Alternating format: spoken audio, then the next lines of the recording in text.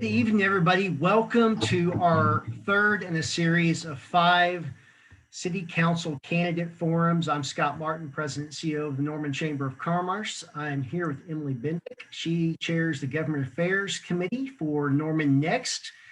Emily and I are going to co-host this evening's forum, and we're really excited to have our 3 candidates from Ward 3 with us. As a reminder to everybody, we're live on Facebook right now on the Chambers page, also on the Norman Next page. We're going to record this evening's forum, and then it'll be recorded on Facebook, but also it'll be on our YouTube page. So if you want to watch it later on or share it with your friends who might happen to live in Ward 3, please feel free to do that. As a reminder, make sure your calendars are marked. The election is February the 9th. And you can do early voting on February the 4th and the 5th from 8 a.m. to 6 p.m. at the County Election Board on the fairgrounds. There's also the deadline to request an absentee ballot is February the 2nd by 5 p.m. So please take advantage of all of those opportunities to make sure you get out and vote on February the 9th if you live in wards 1, 2, 3, 5, or 7. Okay, so let's jump right into this evening, and we're really honored to have, again, all 3 of our city council candidates with us, Kelly Lynn, Allison Patrone, and Sam Talley. Thank each of you for joining us. And I don't know about you, Emily, I'm a little intimidated. This is the first one of these that we've done with 3 attorneys who are running for the council, but I'm confident we're going to get through this. And I know, thanks, Sam. I'm going to be even more stringent because of you attorneys with my time. So the yellow and red cards, they're going to come flying tonight. So, but I'm confident you guys can remain within the time. So let's get into our questions. I'm going to get the timer set up here. And Kelly, the first question, we're going to start with you. From there, we'll go to Allison and then end with Sam on this first round of questioning. So Kelly, the first question, if elected, what is your top priority for the city at large in your ward specifically? And you have 2 questions, 2 minutes to answer the question. Well, I think they're both related, and I'll just have to, at first, I have to get the elephant out of the room. There was a recall petition for our current council member, and I did sign that, and I did gather signatures for that after what we've labeled as defunding the police. That is one of my biggest priorities, is reallocating funding to the police. Other than that, I believe that there's been some respect issues, some dignity issues that need to be restored to the council. I make no bones about it. I'm a very conservative guy. That is how I would govern and represent the people that have been floating alone out there looking for a beacon of light because they've had no voice. And those things include the funding of police, the stopping of radical agendas, and what seems like the move towards a socialist city council. It has been very radical. It's been very divisive. To erase the black eye from that has been caused, we've made national news so many times for all the wrong reasons. And just the divisiveness and the people that are feeling that they're alone out there with their conservative values that are underrepresented, that don't even exist on the council right now. That's my first priority, is bringing back some conservative voice to this council to balance it back out. I stand with the police. I'm the only conservative running. I'm the only one that has been endorsed by the Fraternal Order of Police. You cannot have any other kind of prosperity if you do not have peace, and that peace becomes from our law enforcement officers. And I'll leave it at that. Thank you very much. Allison, the same question to you. If elected, what is your top priority for the city at large and your ward specifically? Well, first off, thank you so much for hosting this for us. Being in a pandemic, this has been really nice to be able to have technology on our side so that we can meet. So thank you. So on behalf of the entire city, we have a ton of business that has continued to happen regardless of a pandemic. And so I would say that we need to continue putting out amazing Norman Forward projects and making sure that they are fully funded, including the senior center, which didn't have a budget to begin with. So this council's worked really hard to come up with different funding mechanisms, nickel and diming from different places, and as well as the last council, quite frankly. So we finally got that one, and I'm ready to break ground on that. That'll be really exciting. The economic recovery from the pandemic, I think we've got to not waste any time at all, making sure that our people are well taken care of and our businesses are thriving again. And so the economic recovery is a citywide issue, not just Ward 3. With respect to Mr. Lynn's comments, I do believe that there are people that have felt left out of the process. And so bringing more voices to the table is going to be very important going forward. New faces, new ideas that are not part of the process before on committees. And I think that's going to be a great asset to have more insight for Ward 3 specifically. The Canadian River Park. Oh, I'm already close to timeout, but I would like the Norman Forward project of the Canadian River Park to be prioritized. I would like to see our neighborhood parks remove the stickers, make them accessible for our friends. I'm out of time. Sorry. Thank you. The 2 minutes go fast, I realize. So, but thank you very much. Sam, same question to you. Thank you. Thank you for allowing me to be here tonight. And it's the first time all three of us have been together, and I'm just glad to be with you guys as well. I know we all represent different perspectives and different backgrounds, and I think that all three of us being in the race is a good thing. I think that most importantly, citywide, to end divisiveness and end political divide, the only answer is positive leadership. And I think that always positive leadership comes from perspectives of common sense and credibility. And what I look forward to doing if I were to serve on the city council is to use credibility, to use common sense, and achieve what we can achieve in this town. I believe that our best days are ahead of us. We may have hit rock bottom in 2020, and there was nowhere up, for us to go. And I know that we're going to get there. For Ward 3 specifically, and I'll start the positive attitude and energy in Ward 3 and carry it over to all the city. We have to protect our small businesses. We have to get out there. We have to see what their needs are right now, and we have to prioritize them and make sure that our employers and employees over here in Ward 3 and in the entire city are thriving and they're getting the help they need. We absolutely have to repair this relationship with the Norman Police Department and public safety. Norman at its core is a safe community. Safety is a priority in this community and always has been as a lifelong resident of this community. And it's just that simple, and we need to get back to that simplicity. For Ward 3 specifically, I agree with Allison. Stormwater, big deal. I mean, a very big deal. We have the floodplain over in Ward 3, and there are other areas of the city that are very important for this issue too, but we have to get a plan started, not necessarily a perfect plan, but we have to get something started over here. Last thing, I'd love to see a basketball gym for our teams to practice in Ward 3. Thank you. Emily, next round of questions from you.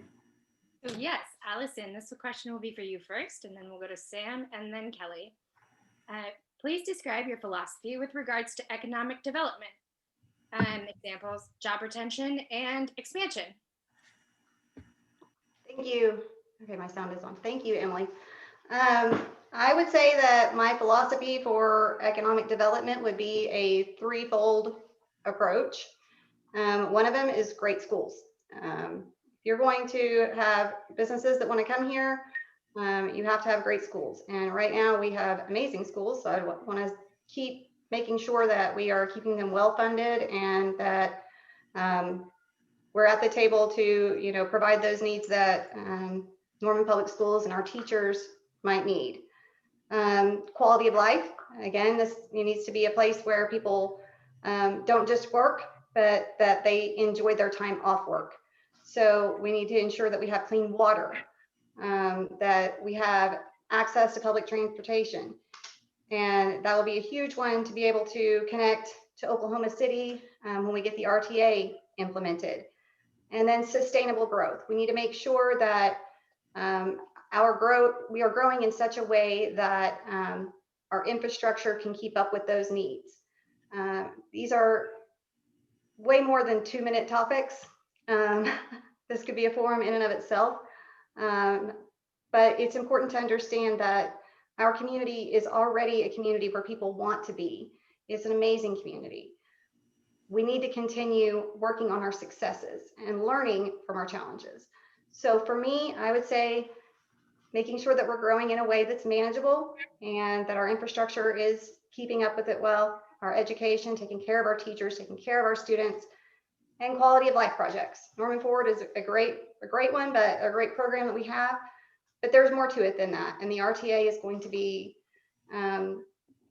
it's going to be fantastic. And I have a feeling there's probably a question about that in and of itself. I don't know, but that would be my 2-minute elevator speech. Sam. Well, I think all of those points are very well made, and we need all of those things. Those are certainly desires of the community and wants of the cities. I just think my philosophy when it comes to economic development is we can't only desire and want those things. We have to have action plans to go get them. Too often, city council hits delay, and it may not be intentional, but it hits delay. And it takes a certain attitude to come above that delay and to actually have moderate and aggressive plans to go forth to grow. And what I think that it takes is, first of all, the declaration that we are a business-friendly government. I think that it's important for all of council not only to say it and say it in unison when the new council is formed, regardless who is serving, but then we have to get aggressive and we have to have fun with the way we approach it. We have to be positive because that's what's common sense. And so I think that some fun things to do would be to have the council members try to compete friendly with one another to try to lure employers into their own ward. Let's see if we can get all 8 wards firing and the mayor firing at the same time to try to bring in job retention and job growth. It takes that type of attitude and spirit amongst the council to lead by example. And then I think the entrepreneurs and the business community join in and get going all collectively and together. So quality of life, if we want those things that Allison very, very adequately described, we have to find ways to pay for them. We have to have more revenue. Right now, I think a lot of the divisiveness in the city is because of financially controversial decisions that we've run into. It would have been the best, in my opinion, to say that we were going to fund Norman PD in this summer, last summer, their increase in budget, and fund social services at the same time. We have to get to more of those decisions. Yeah. Kelly. Yes, ma'am. Thank you, Emily. Right now, we have to be open for business and be business friendly, and we are not. Norman is kind of protectionist in its attitude. It's not the same sleepy town, college town that it might have been 40 years ago or 30 years ago even. It's growing, and that train's only being slowed down by city policies. Right here we have in Norman, one of the hardest places to build in. The cost of city permits for building is outrageous. What you can build a development in more for 70,000 in permits, it's almost 340,000 here in Norman for the exact same structure. Those things do not encourage economic development. That is why many things go across our line to more. So we have to be business friendly. The more business you can bring in, the more revenue you can generate to get all these other things that are quality of life issues, as Sam said. And those all go to the Norman Forward projects all rely on sales tax. And if we're not allowing businesses to come in, and we're actually discouraging them coming in, as our current council has, such as Costco, where it's gone right across the line into more. And people are from Norman are going to travel to that Costco and they're going to spend money there. we lost out all those jobs and all that revenue from that sales tax. Another thing from that is the people that would have driven from south to Norman, and then it's a multiplier effect that they would have probably shopped at a Costco where they come to Norman to shop anyways, many a times. But then that multiplier effect where they go out to eat, they might shop at several locations, just bringing more revenue into the city with that sales tax. Without those kind of business friendly ideas, it's hard to get all the quality of life issues that we like to have here. Okay, very good. Thank you. Sam, we're going to start with you on this question. Do you believe that Norman is experiencing a long-term problem with sales tax revenue? If yes, how do you propose to fix the problem? If no, why not? So the answer is yes, unequivocally, in my opinion. And I understand there's differing opinions, but I don't believe that in future years, the projections can be argued that we're not going to have enough revenue through sales and use tax to meet what our needs are and what our expenses are for this city and what our demands are as citizens. We have one of the higher tax rates in the metro area and in Oklahoma. And we believe in funding our quality of life here in Norman, but we kind of hit our head on the sales tax ceiling, and we can't go any higher. And that can't happen. And I don't think anybody's going to vote for it. So how are we going to get it done? Leadership matters. Positive spirit, friendliness matters on the city government. It translates well into the economy. And you have to have people that are just so desirous of making sure that we attract young professionals, we attract employers, we bring in quality of life projects, and we have fun doing it. This should be fun. Living in this city has always been fun. It's been a joy to grow up here. And we may have had a rough year. Nobody gets every year and every day. Our best days are certainly ahead of us. I mean, I know it, I feel it, and I feel that so many others do too. If we can get past the divisiveness and we can solve some of these issues, we can get to that plan. Norman has to be more competitive with surrounding areas. And I truly believe that we are the sleeping giant economy in this metro area. And Oklahoma City and Moore and Edmond may have got out a little bit earlier because we had some other business to tend to in this town. But what is getting ready to come out of Norman when it comes to job retention and job development, I think is going to put everyone away, because we have the University of Oklahoma and we have the best citizens in Central Oklahoma, in my opinion. Thank you, Kelly. The same question to you. Well, there is a shortfall right now, and you can blame some of that on COVID, but restrictive measures that have been implemented also cause that. And I believe, going over the city budget, that this last year, we generally have a 2% growth increase in the sales and use tax. That's the trend. This last year, it was down 0.8%. So we dropped on that. So almost a 3% swing. And part of that is, I'll just be honest, I've been inundated with people that live outside of Norman, that they will not come to Norman. They will not stop in Norman to get gas. They will not get anything to eat. And they point to our city government, from the mayor and the city council. They're tired of radical agendas. They don't like what's going on, and that they're passing up. So it doesn't just have an effect on our citizens, it has effect on our revenue in the greater area, because other people are like, I'm not going to Norman, man. Why would I stop there and give them my money? We have to stop that. We have to be business friendly. We have to be friendly to our surrounding communities that will come in here and spend their money and bring us revenue. That's one of the main things, is just being friendly. People don't want radical agendas through city government. People from the outside areas will bypass us. Moore's had no problem. I'm sure that Moore's doing just fine with some of the things that they've implemented during this last year. I know a lot of people that have gone to Moore to do their shopping from Norman, and that's a shame. We should never be put in that position. Very good. Thank you. Allison, the same question to you about long-term issues with sales tax revenue within the city. Thank you, Scott.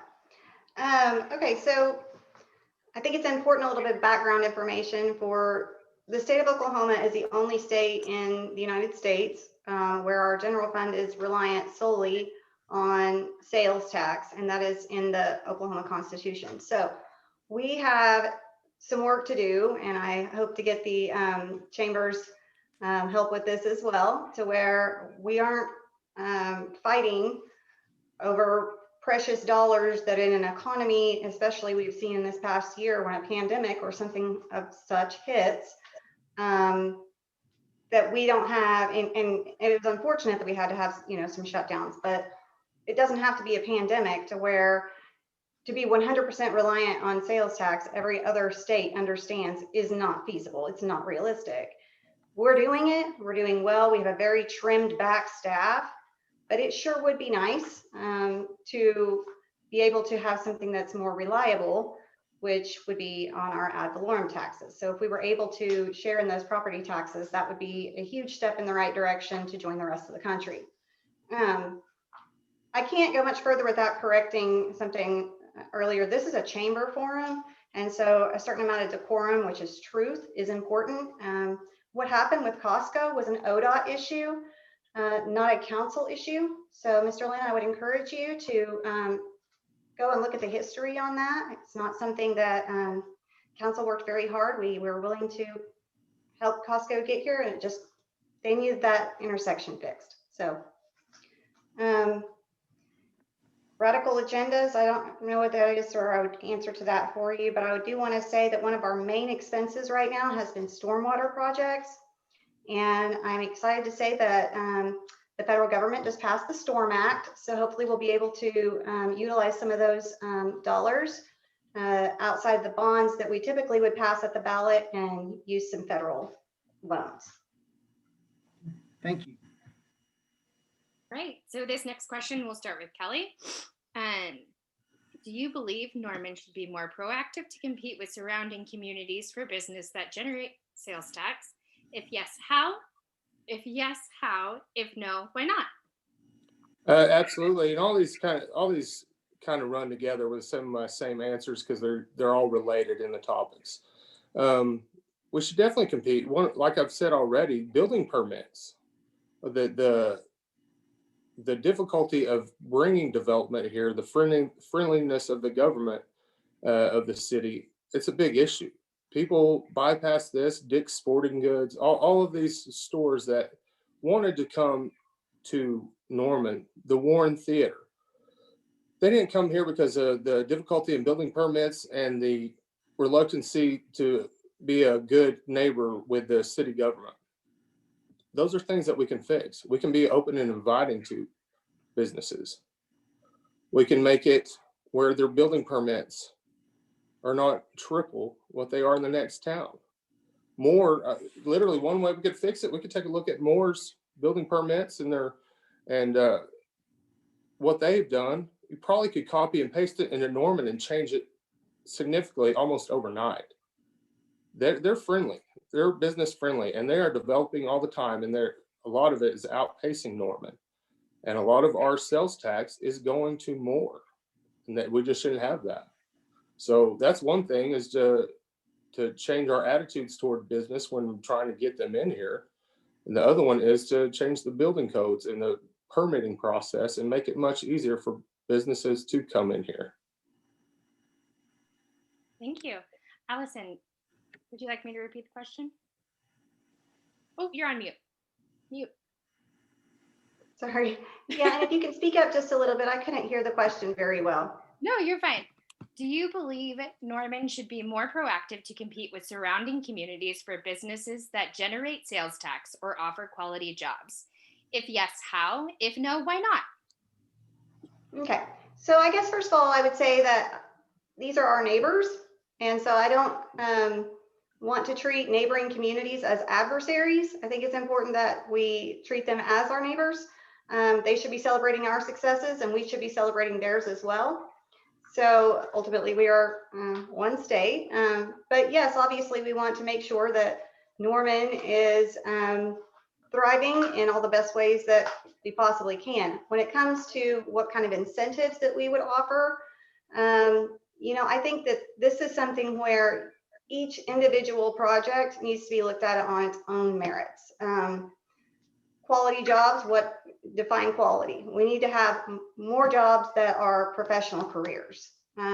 We need to make Norman a place where, I'll give you a perfect example. I thought the Emmy was a great example of looking at a project and incentivizing fabulous jobs, and they've been such an asset to our community. So that's an example of one that works. But do we want to incentivize a chain restaurant for $2.13 an hour jobs? I don't.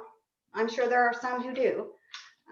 But ultimately, it needs to be each individual unique circumstance. And we've got to be choosy about if we're going to be giving our money, the taxpayer dollars, out to bring something, new company in, what is it that they're bringing to our community? So that's where I would go with that. Sam, you're up next. Do you want me to repeat the question? No, thank you, Emily. The reality is we do compete. It's reality.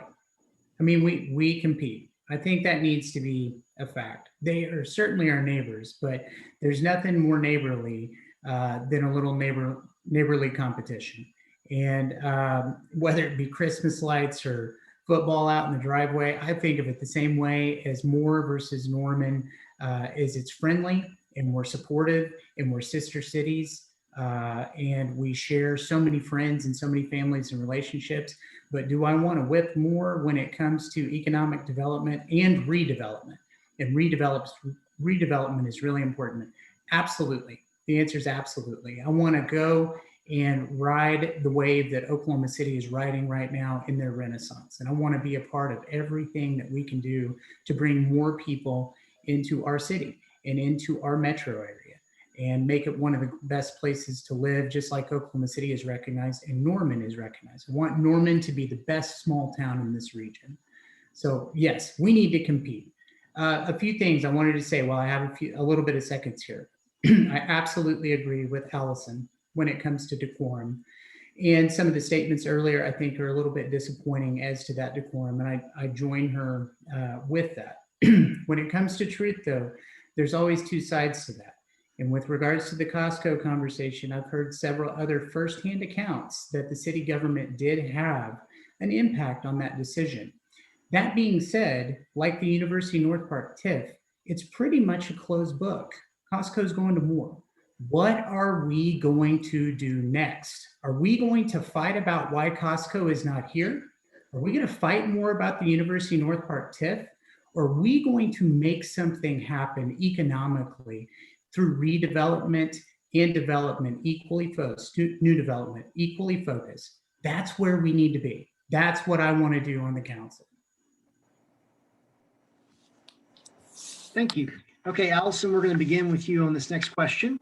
And this topic's been alluded to already, but so studies have shown that Norman has the highest cumulative development costs, connection fees, and most restrictive building ordinances in the region. How do you propose to rectify this? Okay, well, each of those is their different category, but I would be interested to see the studies that you're referring to on each category, because I'm a policy nerd like that. But most recently, the studies that we've been shown for collection or for connection fees is that we aren't the highest. So according to the water department, utilities, if you listen to that study session, we're right there in the middle. So that being said, I differ from many on connection fees in that ultimately, right now, and COVID is a perfect example, we have a large portion of our community right now that is having trouble even keeping water on. If we have connection fees that we're just sending on for new construction, ultimately that's going to get passed down to, it's going to get consumed by everybody in the community, whether we want to say it or not. It truthfully is that bills are going to go up. So I want to make sure if we're going to raise any fees that we're not hurting people that can't afford any more of that. So I'm very sensitive to the underserved in our community. I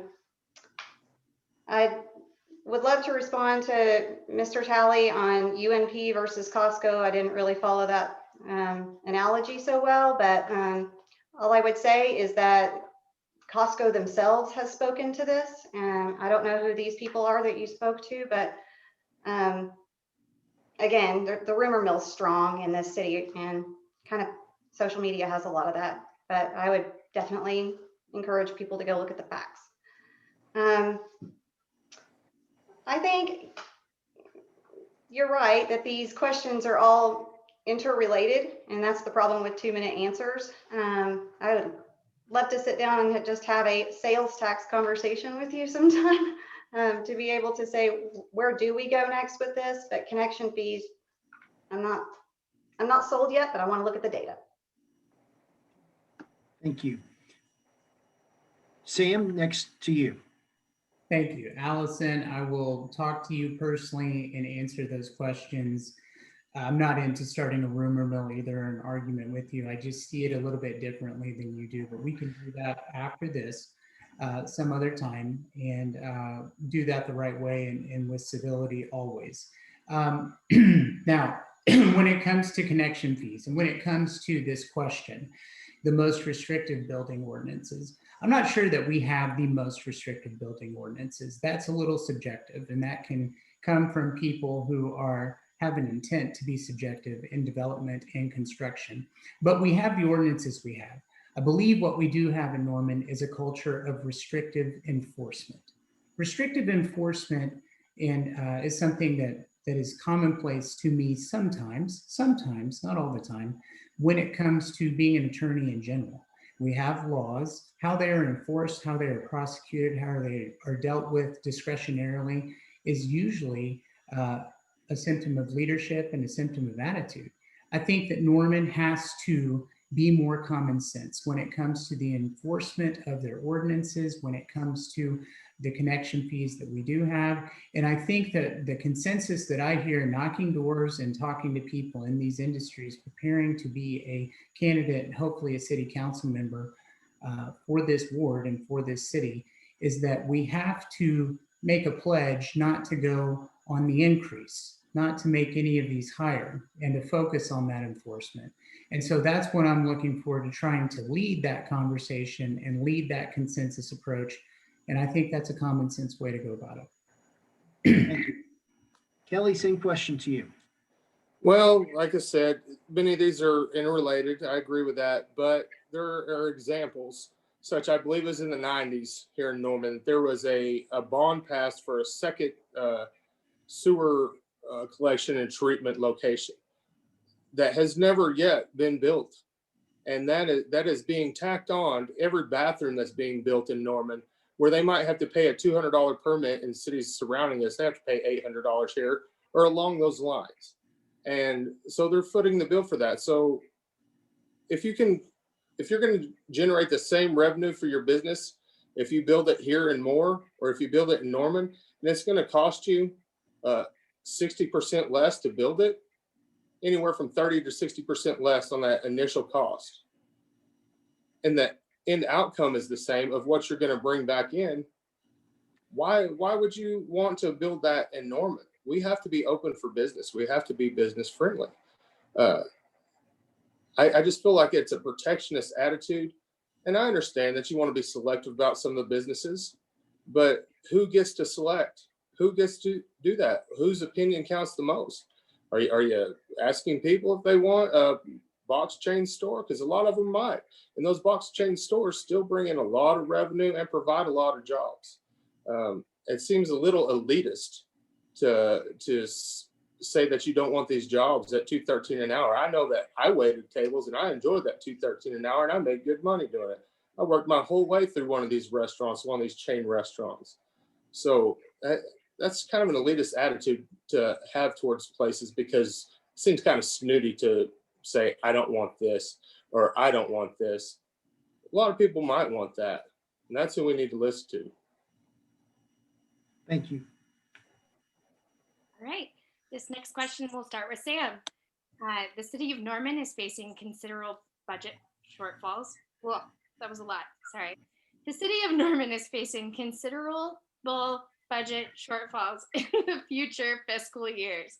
Do you have any recommendations or opinions to help curb the potential budgetary crisis for the city? I think, thank you, Emily. Sorry to start before you were finished. I think we've gotten into this quite a bit already this evening. To highlight some of that and just to go into it maybe a little bit deeper for this allotted time, we can do more. It starts more with knowing, or it starts with us understanding, excuse me, that we can do more. I think that it's great that we have the sales tax revenue and use tax revenue we have, but we have to make better decisions with some of the allotments and money we have in order to do more. So let me just give you an example with this short amount of time. The CARES Act money. I would have done it a little bit differently. I'm not very critical of the way that was done, but I would have done it differently. I would have taken the money for the Arts Council and travel and tourism. I would have left enough for all the small business grant applications, which was about 6.25 million. That's an estimate. And then you would have had some surplus. You would have had about 1.75 million of the 9 million CARES Act money that the city of Norman received from the federal government. You take that money after you fund your businesses and they take it to their employees, the 6.25 that was there, and you invest it. And I understand the decision for the senior center project and that we needed that done and promises were made. I'm worried that there were some political promises made there more than anything. But if you invest it for what it's specifically earmarked for, although it could be discretionarily spent there, then you have 1.75 million to invest. You do it through funding for our small businesses, our local restaurants, not national, our local retailers. Information technology they need to get point of sales out online. They can't just have a website anymore and a Facebook presence. They need to be able to sell to our consumers here locally. And I think that's the type of decision, the type of leadership we have to have. Yeah. Kelly, would you like me to repeat the question? Talking about city budget shortfall recommendations and suggestions. Basically. Well, I've heard it from Ms. Patron a while ago that we need to do an ad valorem tax. That would be taking away from schools, fire departments, county issues. They're not going to let that go. They're not going to let that go. We need to learn to live within our own city budget. And part of that shortfall right now, we're okay right now if it comes down to it. We have a rainy day fund right now, and that was fully vested by June of this year, I do believe, by reading the city budget. So we're not going bankrupt anytime soon, but that money can't be spent on other different pet projects. It has a very specific purpose. But it all goes back to being up and open when when businesses are struggling because of restrictions right now or how they're having to do. I know some of that was needed at first, but we need to be wide open right now. We need to be ready to rock and roll, bring in some money, bring in some revenue, be a friendly place where people want to come to Norman. Everything revolves around the revenue. The largest revenue in Norman, it comes from the sales and use tax and building permits. That is where the majority of our budget money comes from. To do that, you just have to be friendly. You have to get people in the door. You won't have to bring new people in the door. If you want to make money off building permits, how about we have some more building? How about we grow this economy? How about we expand? How about we expand our tax base with new people? Let's make people want to move here by the quality of life issues, by hitting on these items. The more taxes we bring in just through sales, the more we can hit our budget. Thank you. Allison, do you need me to repeat? You're fine. Thank you. Okay, shortfalls, the great juggle of funds.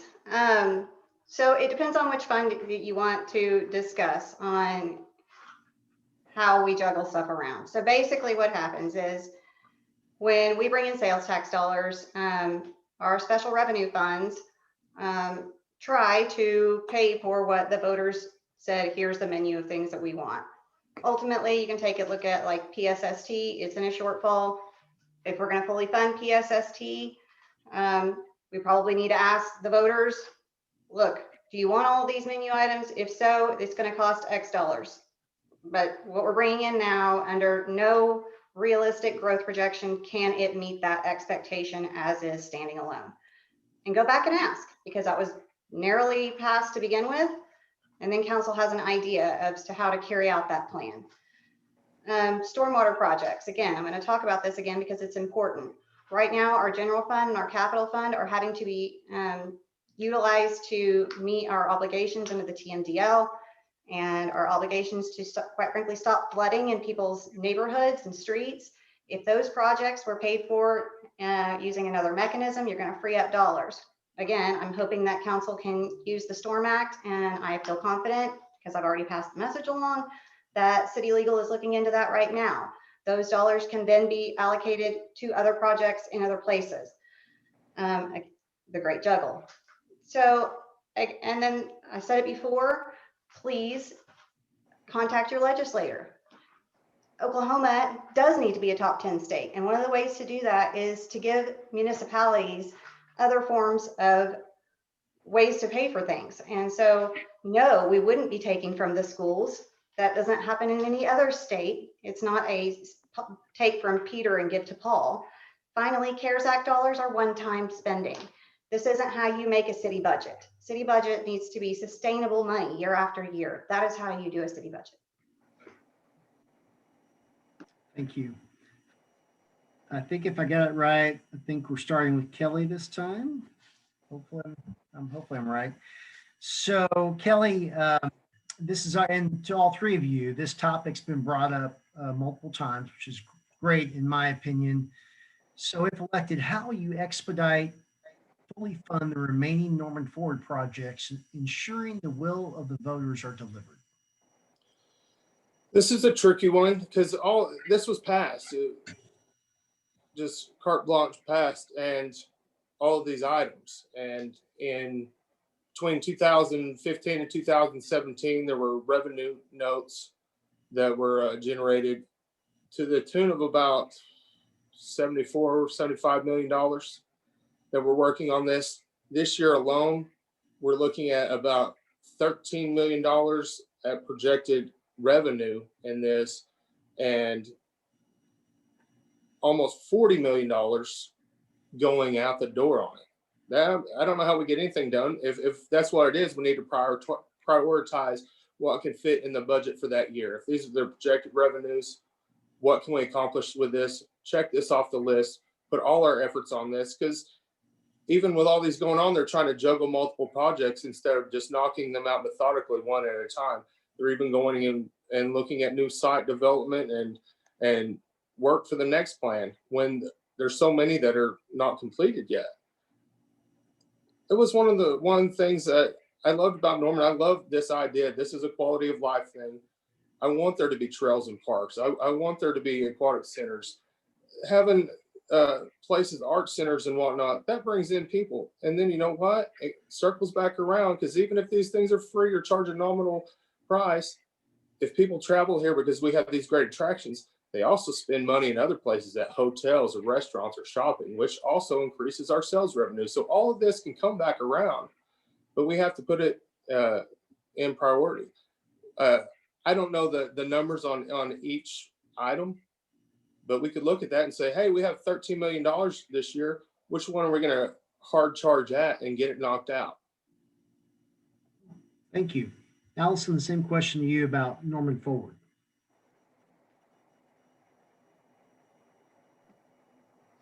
Okay, 2 minutes is scary, but okay. I think what Mr. Lynn was getting at, and it's an important point, is pay-go versus revenue bonds.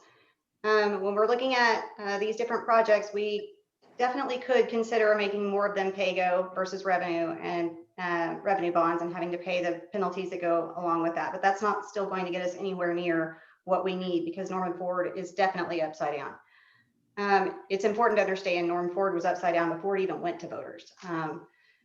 They knew it at City Hall. I don't think they were trying to necessarily hoodwink voters, but they were afraid that it wouldn't pass, and they expected the creative council members of the future would come in and be willing to tackle this problem. And that's what we're going to do. That's what we've been doing. And we've been putting forward amazing projects, and we're going to continue to do that, whether it's public-private partnerships or going back to the voters and extending the length of Norman Forward. You could say 5 more years onto the program. Or again, going back to the great juggle and having those stormwater projects be paid for a different way and putting those capital projects towards Norman Forward projects. There are many different ways that we can do this. Trey Young's generous donation, that is a public-private partnership. So I don't want people to think that those are cuss words. They're not. A lot of times that's just the goodwill of somebody out there who wants to be a part of it. And I think that we need to be open to those and exploring those options. But let's make sure that when we do these, that we are keeping the different menu items that Mr. Lynn referred to all open at the same time. Because likely it's going to take a combination of a few different things at the same time, extending the program, looking more at PAYGO, and then where we can use grant money for a portion of a project. For instance, all development, because we're just terrible in the city of Norman, we don't want to flood anymore. We do make them be stormwater compatible. Those parts of the program could be eligible for grant dollars. Thank you. Sam, same question to you about Norman Forward.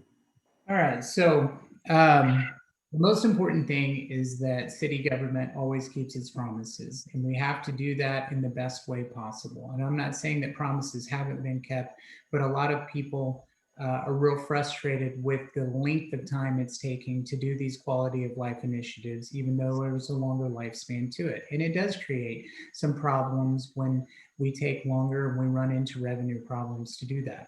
I think Allison's right. There's some extension of the Norman Forward portion of the sales tax is up for discussion and is a real discussion in order to fund the rest of the Norman Forward projects.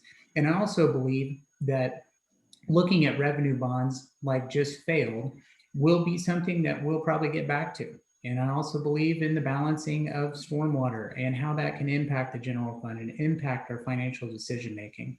If you put all of those things together, all of the ingredients in the recipe for financial success for Norman, and you have this friendly, positive leadership style on the council, and business and revenue is growing, that's why I continue to believe Norman's best days are ahead of us. We have taxpayers that are willing to fund the quality of life, even though the plan wasn't perfect when it was initially made, but we're more focused on getting it done, pulling together, coming together as a community, make sure these things happen.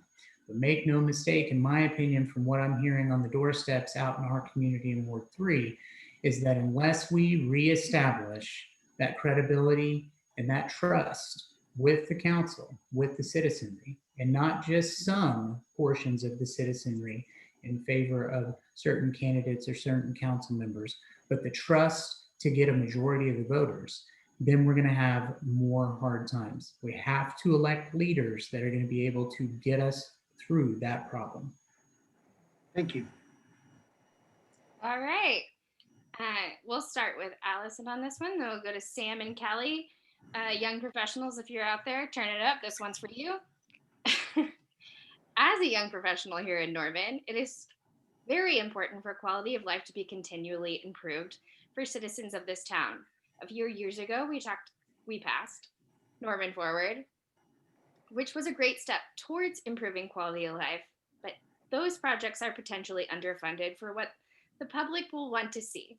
What quality of life initiatives would you propose to keep us on the leading edge in the region to make sure we keep attracting young professionals?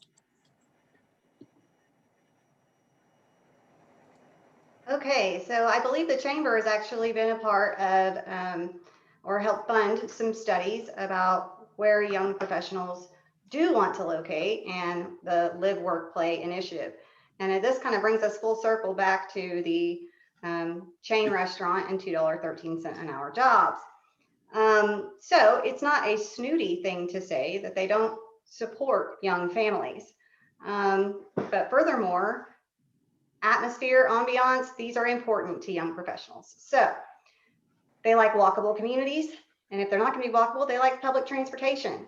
The RTA is going to be a huge part of that. But the public transit plan that we just passed with huge support from the voters is the beginnings of that. So we are on our way to that element of it. I would say it's important, again, to bring more voices to the table. People are begging to be on committees and part of the process, whether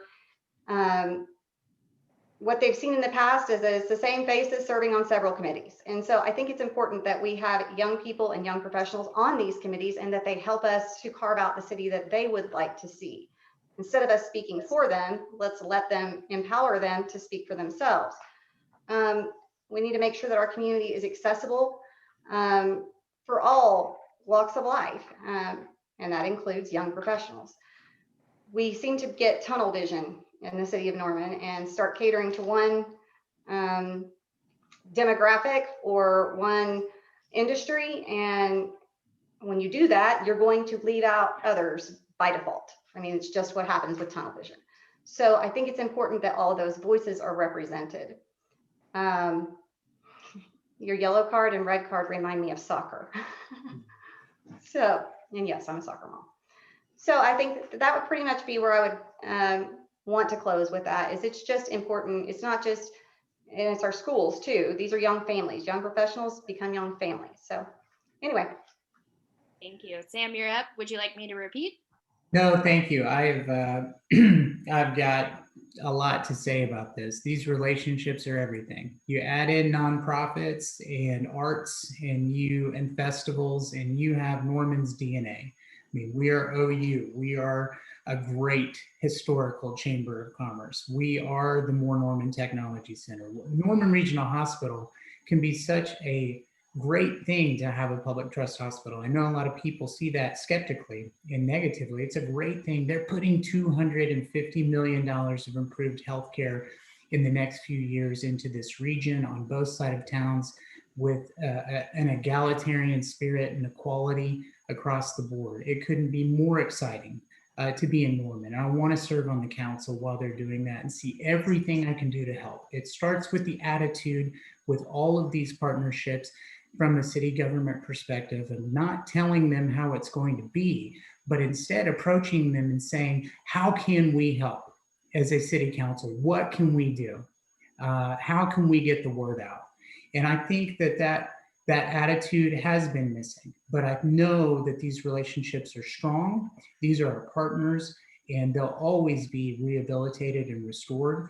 And I aim to do that. And I think, again, it starts with some of this conversation. We have to resolve it with law enforcement and get this conflict over with, get back to where we have each other's backs. And I think that's going to happen. I know it's going to happen. It's inevitable, and this town wants it and desires it. But these relationships are just everything to this town and its core. These organizations are, and they need to be poured into.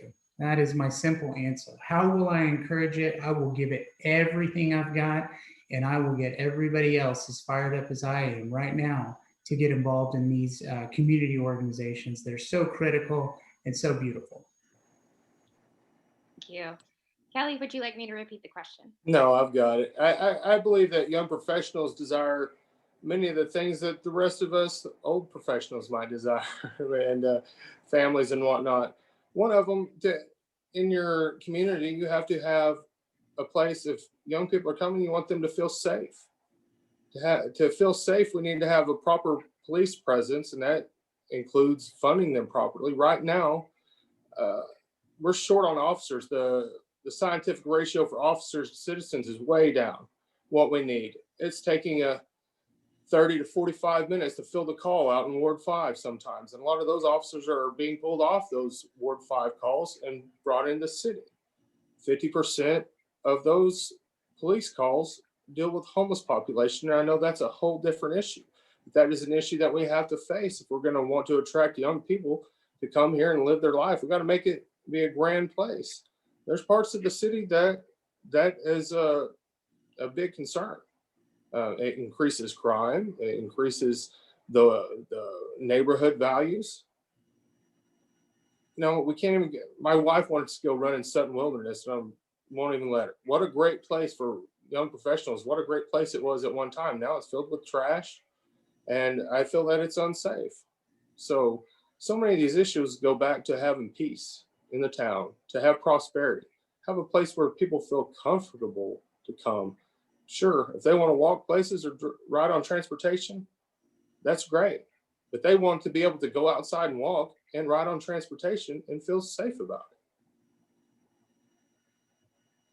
it. Okay, very good. We have 2 questions left, so we're almost done, about to wrap this up. We're going to start with you, and you alluded to this in your previous answer, but please expound on this question. If elected, how will you encourage partnerships with other community organizations, just like tonight, the Chamber, Norman Next, University, schools, our hospital system, all the governments that we have in our community, on and on and on. So talk about partnerships and how you'll work to expand those. Well, there's plenty of examples of things, just like right now with the CARES Act money that has not been distributed. If I was on council, I'd have worked real hard with your membership to have people apply and find a different way to maybe use that CARES Act money to go to the small businesses that it was intended to. I think that we can do great things, and no doubt that Sam Talley, being a board member of both the chamber and the healthcare system in Norman, he probably has some better ideas on how to make projects between those two. But look at what we have on the west side now. What a beautiful complex that is, and I'm sure that there was some city dealing with that. You know, I wasn't in on that, but you know, I had kids born there, so I think it's an all right place. It's right up the road from my house. It has state-of-the-art facilities in it. I don't want to have to go to Oklahoma City every time I go to the doctor, so it's nice to have some of these resources here. How to bridge that? Most of it's just being friendly, because I know that there has been some unfriendly business between the regional health system and the city in the past.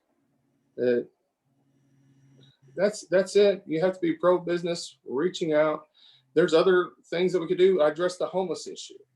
There are partnerships that we could have with that in this city, that we could go with food and shelter, any of these things. That needs to be a public-private partnership. And I almost think that's not a bad word. I agree with Allison. Public-private partnership can get some things done with some input from the government and with private citizens helping. I believe the homeless issue is one of those things that should be mainly dealt with by the private citizens. Is outside the purview of city government. Thank you. Sam, to you about partnerships.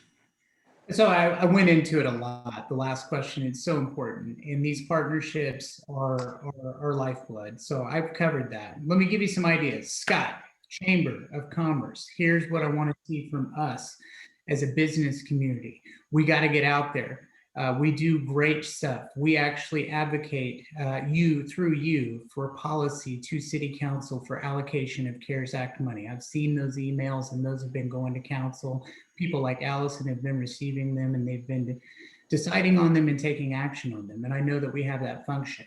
But I want more of us as chamber members to get out there to some of our newer business owners, and not only to celebrate them when they ribbon cut, but to be there, to mentor, to make sure that we maintain their confidentiality, but we help them. We have some wonderful, just incredibly successful business members in this community, and they have hearts of gold. They don't want all the gold. They want a great community. They want quality of life. So for the chamber, let's do that. For the Norman Regional Hospital Inspire Health Plan. And by the way, I'm a member of the Norman Regional Health Foundation. That is the 501c3 nonprofit attached that supports the hospital through its employees mainly for the funding of grants, tuition, scholarships, things like that. So I'm not a hospital board member. I'm on the nonprofit side of that, and lucky to be there. But when it comes to the hospital, we got a capital campaign coming, and we've got to raise money, and this community is going to do it. We're going to put a cancer center in Norman, and we're going to put more behavioral health here in Norman. We're going to make some amazing things happen. When it comes to other nonprofits like the Virtue Center and supporting nonprofits, they got a capital campaign. They want to be and can be the leader in this region for substance abuse outpatient treatment. This community is going to rally behind them, and we're going to do some amazing things. And that's some of how you get this stuff done. Thank you. Allison, to you about partnerships in our community. Okay, I would say that compassionate leadership is a really important part of this conversation. If you turn people off from the get-go because you're not willing to play nicely in the sandbox, that is immediately going to cause further domino problems to fall. So I understand the chamber is being targeted right now by bombastic personalities who love to target me. Isn't it great fun? It doesn't help with partnerships, now does it? So let's make sure that we're working together, sitting down openly and having discussions to move our city forward, and treating one another with respect. Feels like the same conversations that I've heard the amazing school teachers teach my kids in elementary school, but apparently it needs to be said. So the second part, I would say, back to the widening of the scope, making sure that we have more faces that are involved from all these different organizations, and that they have a part to play, that they are rewarded and know that their opinions and input are important, because they are. This is a marketplace of ideas, and we need to make sure that we are really promoting as many different voices as we can and elevating and amplifying those voices. Stopping exclusive proposals that they only serve to push people out of the process. For instance, I know that they probably meant well by thinking 8:30 a.m. meetings, but what does that do? Do you see school board meetings happening at 8:30 in the morning? No. Why? Because that teachers, parents, students even, it's the same at City Hall. They want to be able to be involved in their local government. So while you can have committee meetings, and if it works for the committee members, and you can have certain proposals like that might be more business friendly, if that's the term, what we don't want to do is push those voices aside when they have something to bring. So let's be compassionate, positive, upbeat, and really have true partnerships, because that's what our foundation is in Norman, is partnerships. Thank you so much. Okay, last question. I will say, I think someone said mentorship, and I would like to shamelessly plug that Norman Next is revamping our mentorship professional mentorship program. So look out for notes on that. Kelly, we're going to start with you on this one, and then we'll go to Allison and Sam. What are your thoughts on the current caustic dialogue in our community, particularly on social media, and how will you listen and lead on this issue? Well, I believe Norman's kind of a microcosm of the nation right now, and it's a bit divided, and there's reasons for that, and some of them get overblown sometimes, but some of them are very valid. Everybody digs their heels in and takes one side or the other, and I assure you, and Sam knows as well. I don't know as much about Mr. Trones, but people will go after you and say some dirty things, and people have attacked my children on the internet. It was just from doing this, trying to pull pictures of my kids and say terrible, hideous things. I know that some of that's gone on towards Sam because I've seen it, and it's not good. You know, we all get riled up because we have our beliefs, and when they're not going our way and we feel like our total belief system is being accosted, it's hard not to lash out. Is it good? No. Is it reality? Yes. How do we go about leading on it? I've been hit twice on decorum. Well, decorum doesn't get things fixed all the time when the things are wrong. So when you're doing the right thing, sometimes you have to have a backbone and stand up and lead that way. Whether it hurts somebody's feelings or not, if you're doing the right thing, someone's always going to be offended in this day and age. Someone always going to have their feelings hurt. If you're doing the right thing, you push forward and move on. That's it. I can say one of the simplest things on Facebook, and I get attacked for putting an LOL on Facebook, and a vicious defense. It's kind of crazy. I don't know how you fix people's hearts and minds in this day and age, But I know that you just need to lead on and do the right thing. Have a spine, have courage, keep going forward. Thank you. Allison, would you like me to repeat the question? No, thank you. I think it's a good question. And it's a question that I have been pondering for many, many, many months. How do you bring down the temperature? And I think as leaders, the number one way to bring down the temperature is to not be a part of that temperature. Don't get in the mud. And I know that it's hard sometimes. I'm not going to pretend that I'm perfect, but I have definitely given it. It's been one of my main priorities is to always know I want my residents to understand that I respect them. Sometimes people say things out of anger that they might regret the next day, and that's okay. I think we've all done that. But for us as leaders, we need to be above the fray. We really, if we're going to be a part of these conversations, we need to be helping to show the humanity in one another, because that's what's lacking here. And it's not about backbones. It's not about winning at all costs. It is about humanity. These are our neighbors. You're my neighbor, all of you are. And if you wouldn't say it to their face, and I hope that some of the things I have seen behind keyboards would not be said to your next door neighbor, because we have bigger problems if that's in fact the case.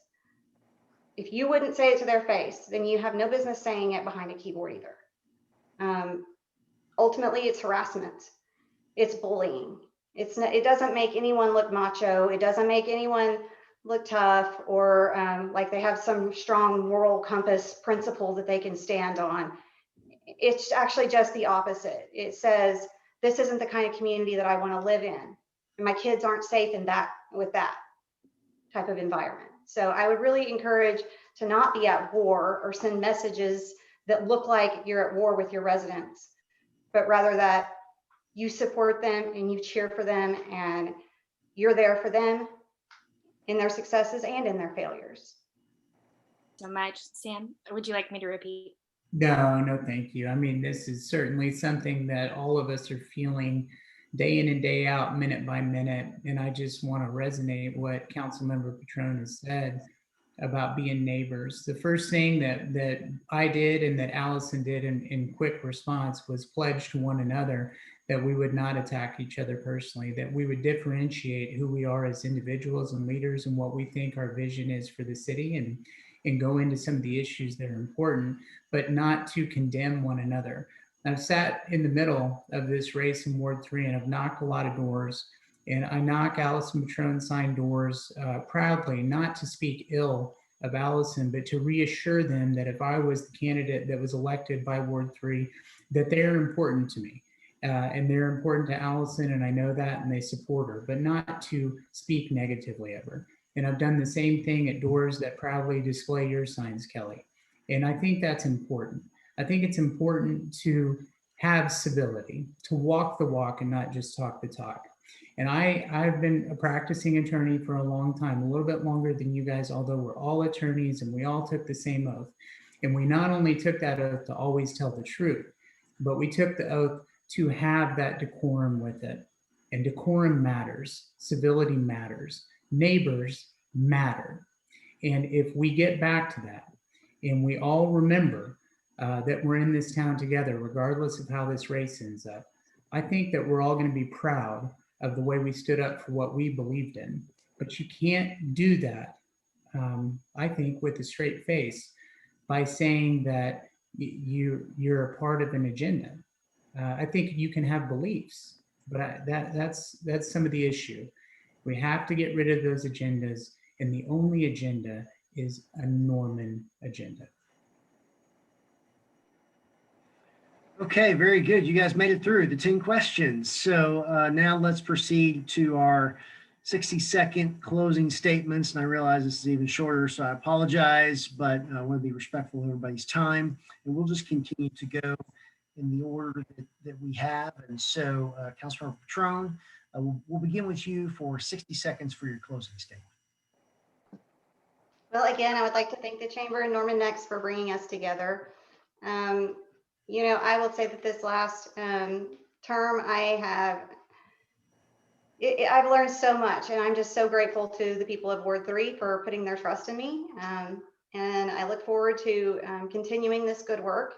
I've continued to knock on doors and in a safe way, remembering that we're still in a pandemic, and that being the most important thing I'd like to say at this moment is just to people, please continue to wear your masks. We're going to get past it. We're going to get the vaccines, but please stay safe. But anyway, I just want to thank my residents. I want to thank you guys, and I look forward to the rest of the campaign trail. And keeping that temperature dialed down would be my hope. And I respect all of you here, and I appreciate you all immensely. Thank you very much. Sam, to you next. Well, Allison and Kelly, I enjoyed being together tonight. It wasn't easy. It hasn't been easy these past few months. And Allison, I know it hasn't been easy to serve as a council member. And I certainly have that hindsight when I think about the decisions that you've run into and some of the things that are going on. And I know everything that's going on and what you may think of me because there's court this week that I'm not personally involved in, but my firm is, and I understand that too. I wish it was a bigger town maybe, and that situation didn't exist. But I'm not running against you because I don't like you or because I think that you deserve to be unseated. I was frustrated with a lot of the decisions you made, but I'm running because I believe in what I can do as a council member for Norman. And I'm concerned about you being able to resolve this big issue with law enforcement, but I understand that you may be willing to try and go and do that. So I want positive leadership the same as you do, and I hope that the voters choose who they think will best fit that. Thank you, Scott and Emily, by the way. Sorry I went over. Okay. Thank you. Kelly, 60 seconds for your closing statement. First of all, I just want to say thank you to everyone. Thank you for having me, and thank you to the chamber. Me going forward with this, I'm just a regular guy I'm in this position because I about moved out of Norman. I'm knocking doors, and their biggest concern, and I probably share it, is the socialist agenda on this council. I've been hit about decorum, but I'm telling you, I have the backbone to stand up to this radical agenda. I'm the only one that has it. I'm the only conservative running. I am the only one that signed the petition to recall the council member and the mayor when they defunded the police. I gathered those signatures. That's why I have the Fraternal Order of Police support. And I know that all of you conservatives out there that have just been drifting along, keeping your head down, let me be your voice. Let me be your voice on that council. It will bring balance to that council. That's what is needed in Norman right now. A leader with a spine and a backbone that does matter, and courage. Thank you so much. And I've done this for the other forums we've had. Would each of you mind if people want to have either more questions or want to get in contact to show their support? What would be the easiest and best way for them to do that? Allison, let's begin with you. So honestly, the best way would probably be just to give me a call. You can call or text at 405-412-7493. I hope I don't regret that by some of the people that are, but you know what? If it's legitimate, I care about you. And if you have needs, I want to hear them. And if it's something that the city can do, that we want to be able to help. So if you want to send me an email, rather than if it's a city issue,